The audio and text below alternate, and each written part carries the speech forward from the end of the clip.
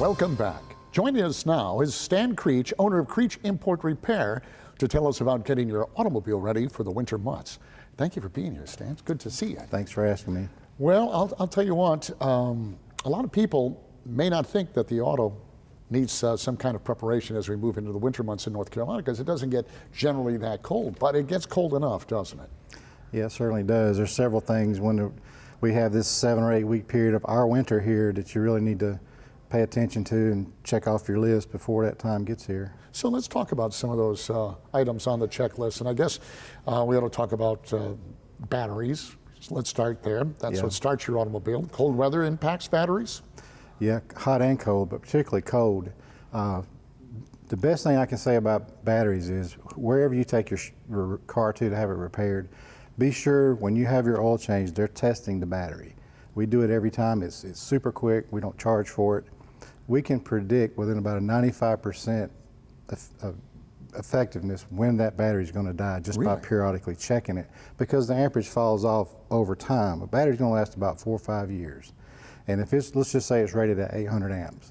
If it tests like in the 600 or lower, about 2/3 of the capacitance, it's time to replace it. You can replace it now or wait until you have the call for the tow truck. I hate waiting because I've had that happen. So it's usually in the parking lot outside of work or on someplace very inconvenient. So I didn't realize you could do that. And it's a pretty quick test. You're talking about fluids and all of that as well. What do you mean? What do we need to do? Well, primarily with fluids, you're concerned with number one, the antifreeze, and number two, the windshield washer fluid. You know, if you're driving in inclement weather, you want the wipers to work properly, and you need that washer pump to work. Well, standard washer fluid comes at minus 20 degrees Fahrenheit.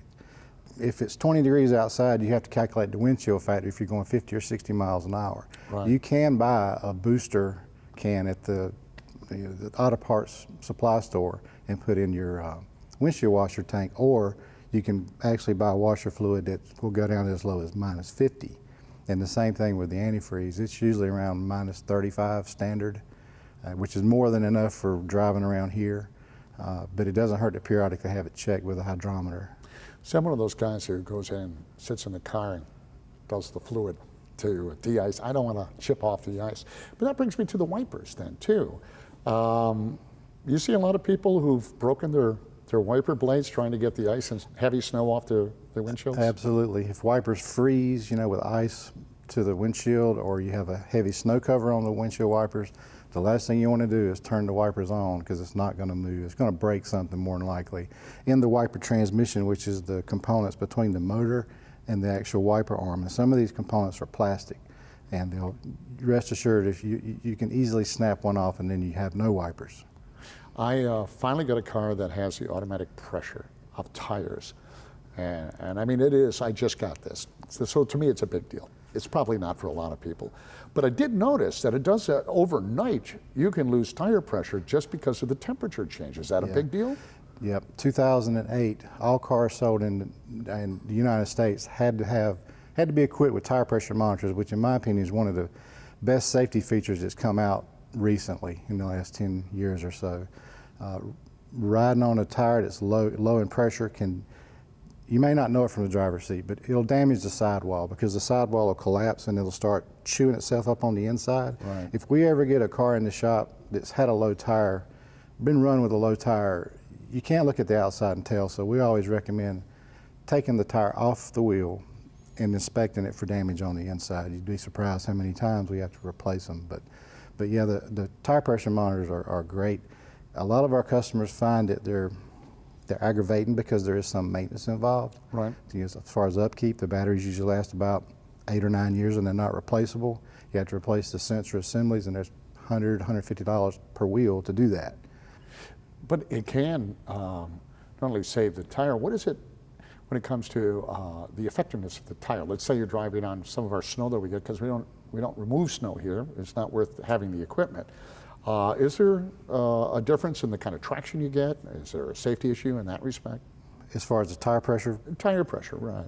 Yeah, you definitely would get better traction on a tire that's properly aired, as far as whatever the manufacturer recommends, as opposed to one that's overinflated or underinflated.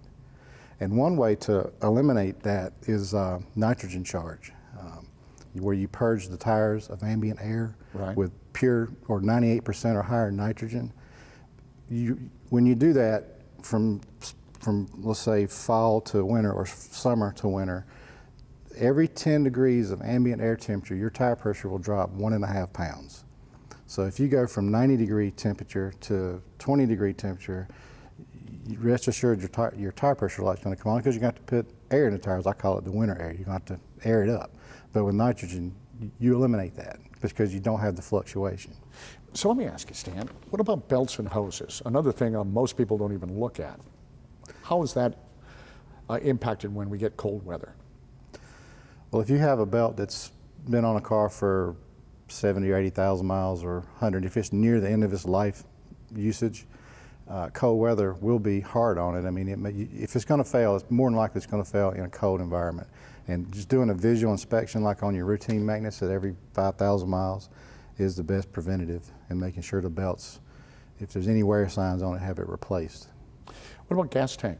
Should we have a full tank? I know when we get snow, it's spread water and then wait in line at a gas station, because everybody's getting gas. But I don't think it's for the same reason. Yeah, absolutely. That way, if, like you said, if there is a line, you don't have to worry about shortage. But one thing I will say about that is, anytime, and this is anytime, whether it's a bad weather or not, and you're filling up the tank, when that pump stops, stop. Don't keep trying to force gasoline in it, because what's going to happen is you're going to overfill it, and gas is going to go down the vent tube into the evap switches, and you're going to have a check engine light where you done ruined.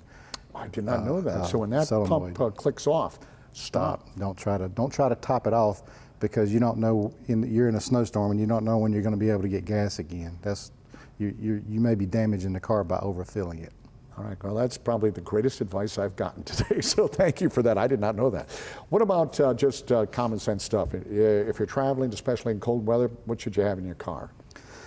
In the trunk, for sure, you're going to want jumper cables, a flashlight, a flare is a good thing to have, maybe a small toolkit. Make sure you have your spares inflated. Some people will leave inflatable tire cans, like the tire fix, In case you get a flat, in their car, in the trunk, and that's fine.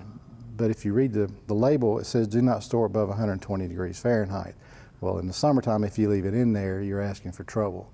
And the same thing with de-icer that you can keep in your car, the aerosol spray on the windshield. Right. 120 degrees is the max storage, so don't leave it in your car in the summertime. But okay during the wintertime. What's the one thing, if you had to give us the tip of the day for folks, what would it be, Stan? Just keep up with your maintenance in general. On the 5,000 mile intervals, make sure your shop is going by a checklist and checking everything. If your car is maintained and thoroughly maintained, and you trust your mechanic, you're 75% of the way there as far as having your car prepared for winter when the cold weather hits. Oh, I appreciate it, Stan. Thanks so much. There's nothing worse than being left out in the cold, or in the hot summertime too, so it works both ways. But thank you so much, and thank you for watching. We hope you enjoyed today's show. To view this and other episodes of Community Matters, visit our websites at RaleighCW.com and myrdctv.com. I'm Bill LeMay, and thank you for watching Community Matters. We'll see you next week.